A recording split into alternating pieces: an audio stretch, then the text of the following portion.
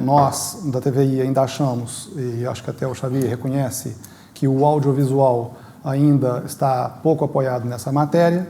Eu até acho muito estranho essa separação de cinema e audiovisual, né? Ou seja, como se o cinema não fosse audiovisual, é como se fosse uma outra coisa muito diferente do audiovisual. Para mim, era perfeitamente compreensível que tudo fosse tratado como audiovisual. Acho que até universidades hoje em dia que já acabaram com cursos de cinema e tratam os cursos como faculdades de audiovisual. Mas, enfim, passando à frente. Eu acho que ainda há uma desigualdade muito grande. Nós vimos no quadro que o próprio Xabi mostrou de apoios que o ICA oferece, a relação é 80-20. E eu acho que nós vivemos uma época em que isso não reflete a atualidade do que o público pede. Portanto, está na hora, de uma vez por todas, o governo tomar as rédeas dessa oportunidade, por um lado, de mudar a regulamentação da lei do cinema e, por outro, aproveitar essa janela que é a transposição da diretiva europeia. Um encontro com os olhos postos no mercado internacional, porque Portugal pode e deve ter a ambição de levar mais longe a sua produção televisiva, diz a presidente executiva da Associação de Produtores Independentes de Televisão, a APIT, à margem do 5º encontro dos profissionais do setor. Este ano, o foco da associação está realmente centrado na internacionalização e quisemos trazer cá pessoas que nos contassem experiências de outros países, de outras realidades, que falassem exatamente sobre isso, até porque percebemos que os produtores nacionais, pelo barómetro que apresentámos, reconhecem a importância dessa internacionalização. Portanto, eu diria que este encontro foi muito mais virado para fora do que habitualmente os encontros da APIT costumam ser, e ainda bem, porque é exatamente isso que pretendíamos, que é deixar de trabalhar apenas e só para os operadores generalistas, porque isso limita-nos imenso o mercado, também trabalhar com eles naturalmente, mas podermos alargar o nosso leque. Este foi realmente um encontro muito internacional. Na prática, segundo Susana Gato, esse trabalho deve ser feito através da aposta nas coproduções. Este ano, para inspirar, o encontro contou com painéis sobre os mercados norte-americano, turco e ibero-americano. Essencialmente, a apostar nas coproduções. Foi um tema que foi sendo falado ao longo de várias apresentações e sabemos também que as estações de televisão estão disponíveis a isso. A aposta nas coproduções dá-nos duas grandes vantagens. Por um lado, aumenta-nos o orçamento e permite-nos fazer melhor, com mais dinheiro, produções que mais facilmente possam viajar, e depois dá-nos desde logo pelo menos mais um mercado, porque basta ter um coprodutor de outro país para haver logo aí o produto já viajar para mais um mercado. Se tivesse que apontar qual é que é o ponto fulcral desta internacionalização, diria que era coproduzir. Também no entender da docente universitária e investigadora Catarina Duff-Burnet, o caminho é o da internacionalização, mas sem esquecer o percurso traçado cá dentro, que considera estar consolidado.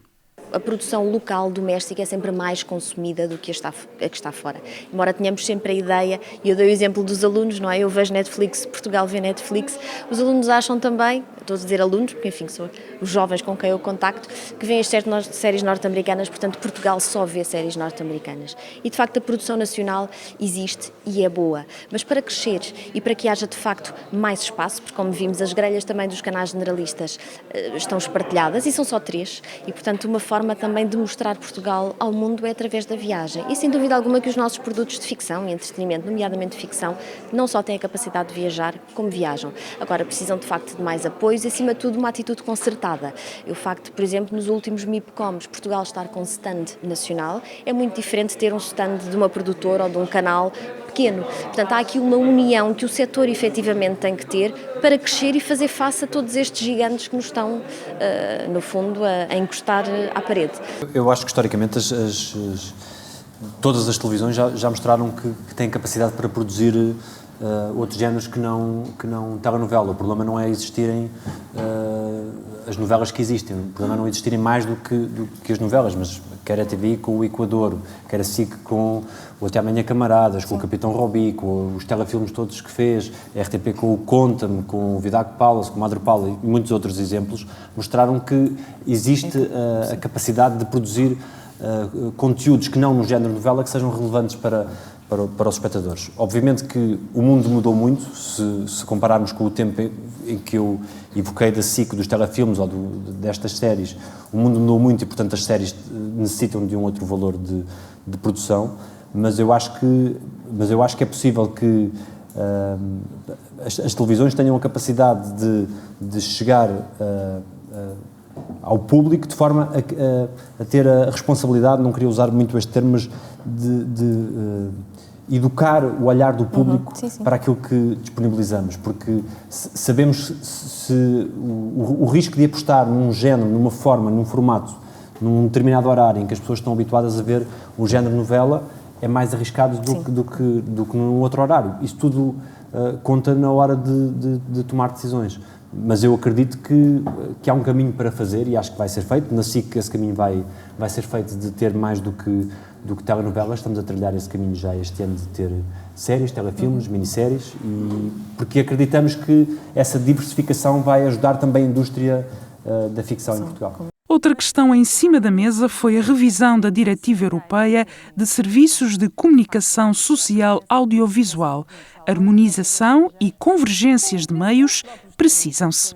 Importante foi reconhecer que, apesar dos operadores de cabo dizerem que não tanto, mas reconheceram os operadores generalistas a importância da transposição da Diretiva Europeia de Serviços de Comunicação Social Audiovisual para o ordenamento jurídico português.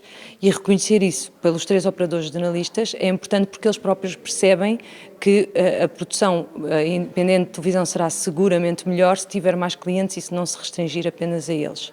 Os operadores de cabo, por outro lado, ficaram sempre, obviamente, um bocadinho mais à defesa, porque, apesar de serem distribuidores, serão os canais que eles distribuem que vão ter esse tipo de obrigações, mas, no entanto, pareceu-me que destacaria esse tema, aliás, que também foi abordado noutras apresentações, como o grande tema deste painel, o reconhecimento de que essa diretiva vai fazer mudar e é uma oportunidade que não podemos perder. E acho, por exemplo, que em relação à questão da diretiva, nós estamos a falar na prática de propor a pessoas que introduzem canais em Portugal que contribuam também com valor para a produção. Não é nenhuma invenção de agora. Aliás, eu acho que Portugal está, ao contrário de outros países que fizeram isso há muitos anos, há 20 anos, há 10 anos, nós somos um mercado muito aberto e foram entrando, nós não estamos a falar das plataformas, estamos a falar mesmo, eu quando falo da HBO, estou a falar da HBO, não estou a falar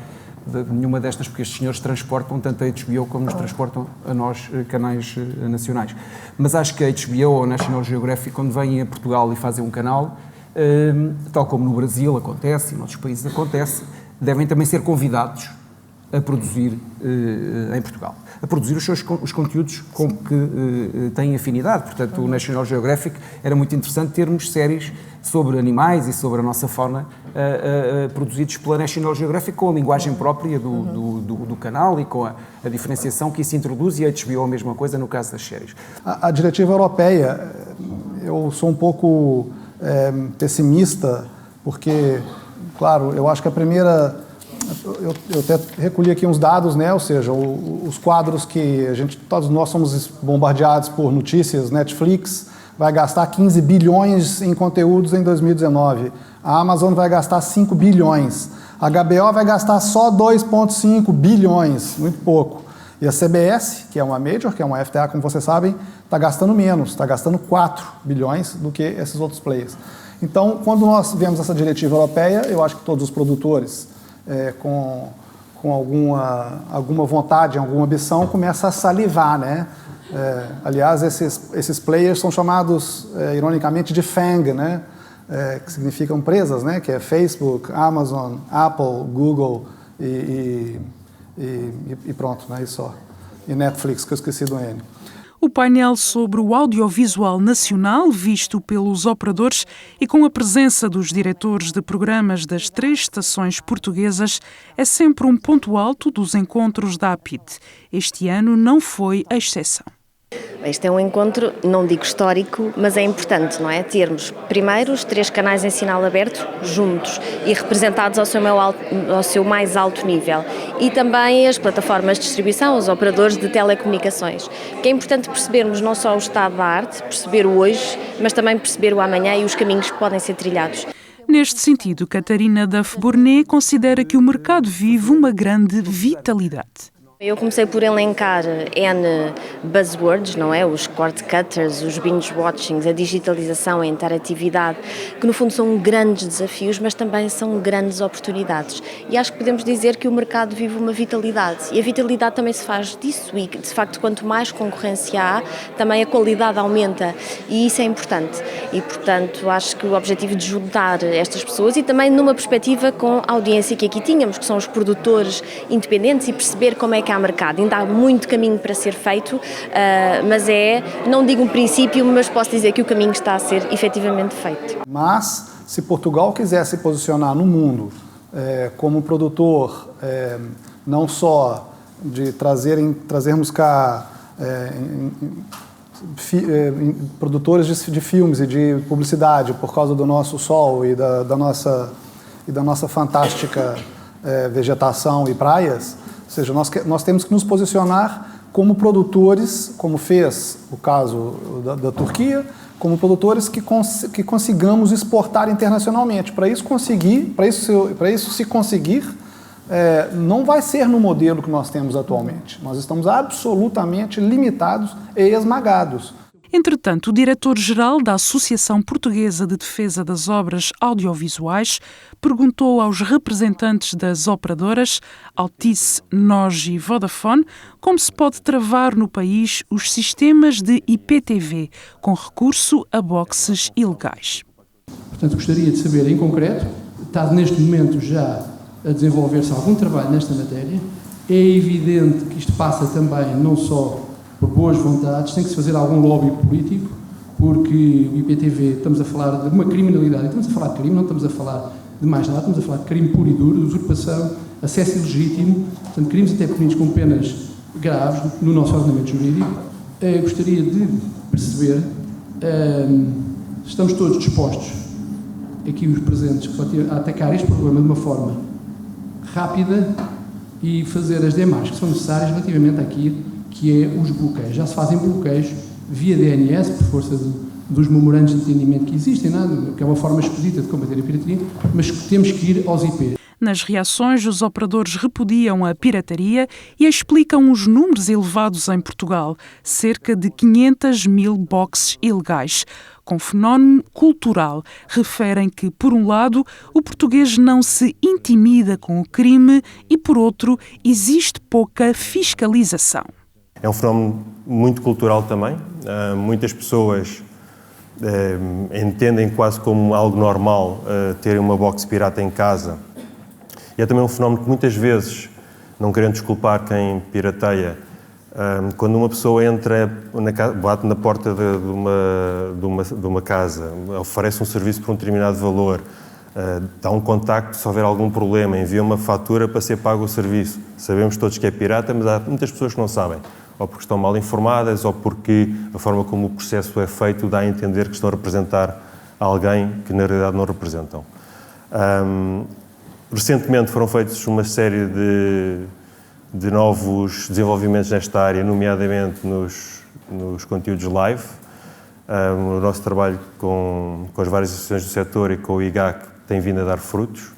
Identificaram-se uma série de empresas ou pessoas que lucram com a pirataria, que são aquelas que mais nos preocupam. Obviamente que há depois também o consumidor, que também nos preocupa de alguma forma, e temos que formar e educar para garantir que não é uma maneira certa de ver conteúdos, até porque no limite vai dificultar o acesso a esses conteúdos mais tarde, porque não havendo forma de os pagar, eles vão deixar de existir. A posição da nós é absolutamente clara nesta matéria. Portanto, nós temos que combater e temos que ser capazes de combater a pirataria em todas as suas componentes. Seja numa componente jurídica, que eu naturalmente também não sendo jurídico não me vou alongar, mas acreditando que devemos ter o enquadramento jurídico necessário para que possamos tomar as medidas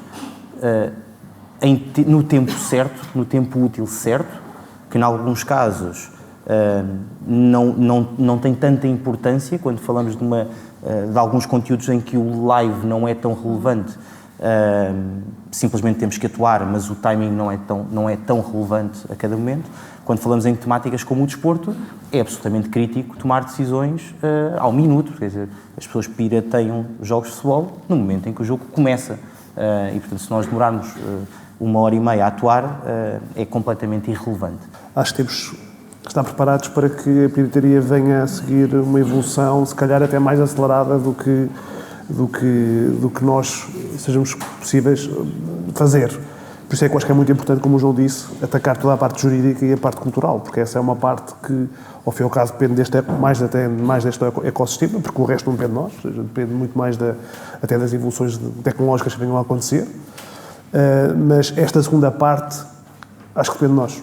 O 5º encontro de produtores independentes de televisão, organizado pela APIT, teve lugar no Centro Cultural de Belém, em Lisboa, e, à semelhança das edições anteriores, foi transmitido em direto pela Vitec.